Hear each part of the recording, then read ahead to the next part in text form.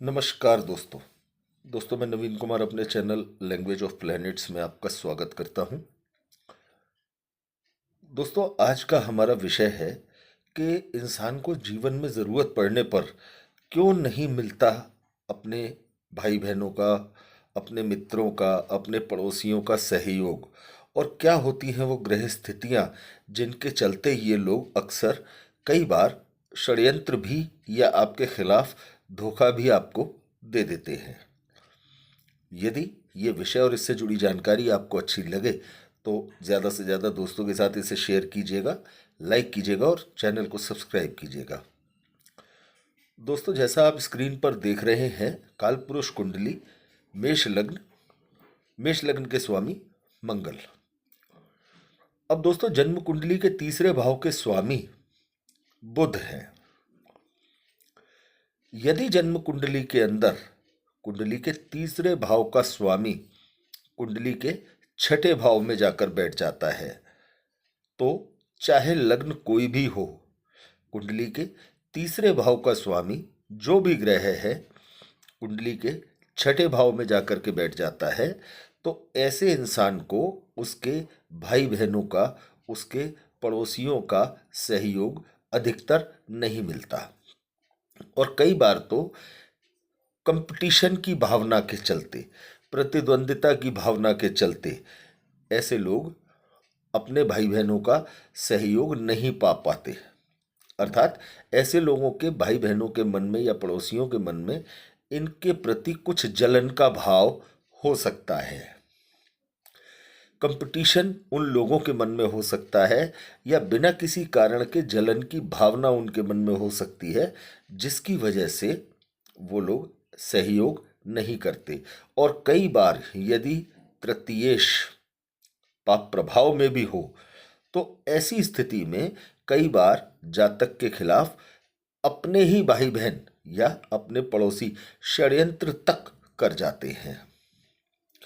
अब दोस्तों, यदि जन्म कुंडली के तीसरे भाव का स्वामी कोई भी ग्रह होकर कुंडली के 12वें भाव में बैठ जाता है, तो इस स्थिति में भी, यदि कुंडली में ऐसी स्थिति बनी हुई है, तो इस स्थिति में भी इंसान को अपने भाई बहनों का और अपने पड़ोसियों का वो सहयोग नहीं मिल पाता जिसकी वो उसे उपेक्षा होती है। माफ कीजिएगा दोस्तों, अपेक्षा होती है। हर इंसान चाहता है कि जीवन में जब भी ज़रूरत पड़े तो उसे उसके भाई बहनों का, उसके पड़ोसियों का, उसके आसपास के लोगों का, उसके परिजनों का उसे सहयोग मिले। लेकिन जब भी ग्रह स्थितियां इस तरीके की होती हैं कि जन्म कुंडली के तीसरे भाव का स्वामी कुंडली के छठे भाव में बैठ जाता है, तो इंसान को उनका सहयोग इसलिए नहीं मिलता क्योंकि उनके मन में इस व्यक्ति के लिए कंपटीशन की भावना या प्रतिद्वंदिता की भावना हो सकती है। इसलिए वो लोग सहयोग भी नहीं करते और कई बार विश्वासघात तक कर जाते हैं। अब यदि कुंडली के तीसरे भाव का स्वामी कुंडली के 12वें भाव में बैठ जाता है, तो इसके पीछे का कारण ये होता है कि वो आपको, आपके पैसे का फायदा तो अवश्य लेते हैं आपसे, लेकिन जरूरत पड़ने पर आपका सहयोग नहीं करते, क्योंकि 12वां भाव आपके लग्न की हानि है। इसी तरह से दोस्तों, अब बात यहां पर यह दिमाग में आ सकती है कि यदि कालपुरुष कुंडली के अंदर हम बात करें तो कुंडली के तीसरे भाव के स्वामी बुध हैं, तो कुंडली के छठे भाव के स्वामी भी बुध होंगे। तीसरे भाव में मिथुन राशि होगी तो छठे भाव में कन्या राशि होगी। दोनों ही राशियां बुध की राशियां हैं। तो ऐसी स्थिति में यदि कुंडली के तीसरे भाव का स्वामी कुंडली के छठे भाव में बैठ जाएगा तो वो अपनी ही राशि में बैठेगा, तो इसका प्रभाव क्या होगा दोस्तों? इस स्थिति में भी जातक को अपने भाई बहनों का सहयोग नहीं मिल पाता।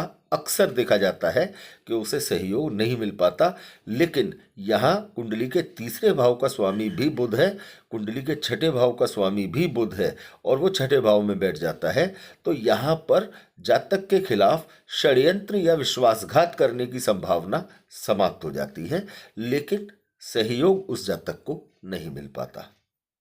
इसी तरह से यदि कर्क लग्न किसी जातक का हो और कुंडली के 12वें भाव में मिथुन राशि हो और कुंडली के तीसरे भाव में कन्या राशि हो, तो भी कुंडली के दोनों भावों का स्वामी बुध होता है।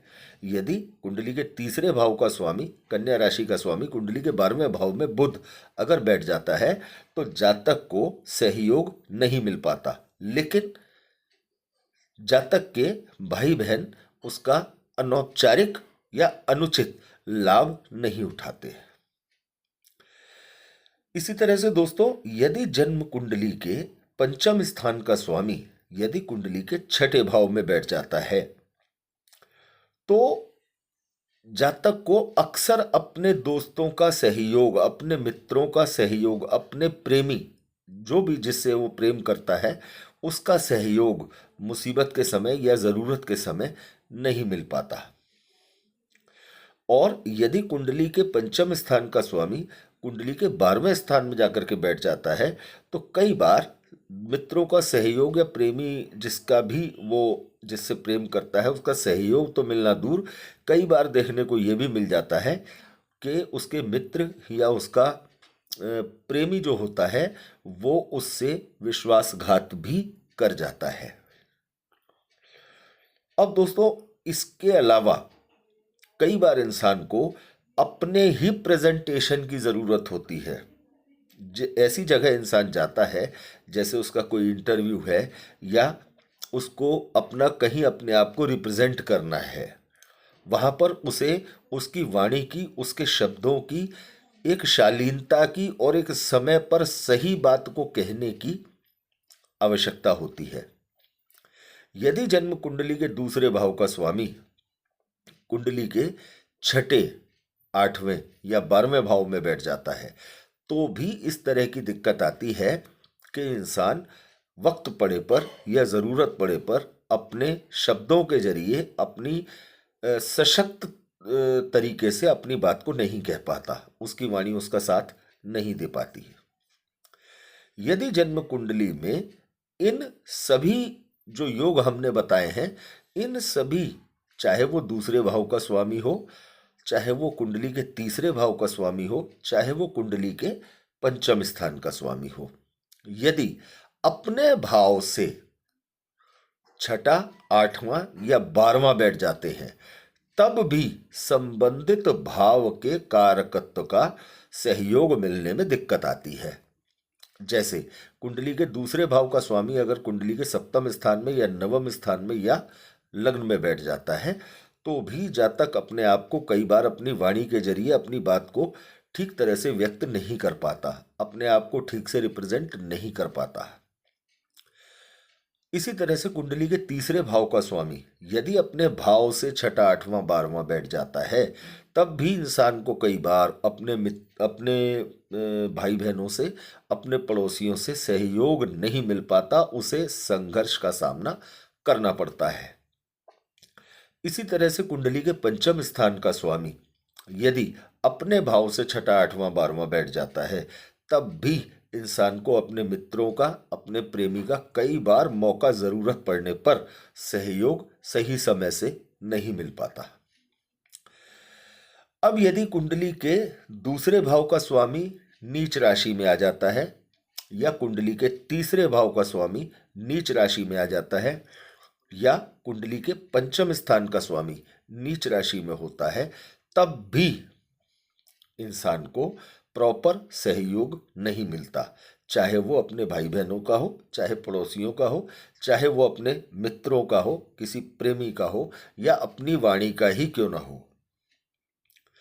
दोस्तों, जन्म कुंडली के अंदर किसी ग्रह का प्लेसमेंट, किसी ग्रह की राशि, किसी ग्रह का अन्य ग्रहों के साथ, अन्य शुभ ग्रहों के साथ उसका संबंध, किसी ग्रह की अपनी अंशात्मक मजबूती, सभी चीजें देखी जाती हैं। जितनी ज्यादा कोई ग्रह मजबूती लिए होता है वो उतने ही अच्छे अपने कारकत्व को प्रदान करता है। तो दोस्तों, यदि किसी भी मित्र को अपने भाई बहनों का, अपने पड़ोसियों का, अपने परिजनों का, या अपने वाणी का, या अपने मित्रों का सहयोग मिलने में दिक्कत यदि आती है, तो आप अपनी जन्म कुंडली के अंदर तुरंत इन योगों को चेक करें। यदि इस तरह का कोई योग आपकी कुंडली के अंदर है, तो उससे संबंधित उपचार की तरफ जाएं। क्यों? क्योंकि जीवन बहुत लंबा है।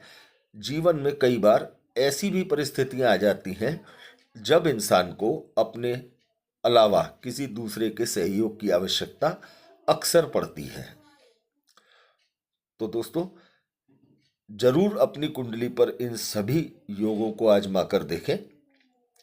फिर भी अपवाद अक्सर हुआ करते हैं। 100% कुंडलियों में कोई भी सूत्र लागू नहीं होता। किसी भी सूत्र को लागू करते समय अपने विवेक का परिचय दें। यदि जानकारी अच्छी लगी हो तो मित्रों के साथ शेयर करें। अगले वीडियो में आपके सामने उपस्थित होंगे एक नई जानकारी के साथ। धन्यवाद दोस्तों।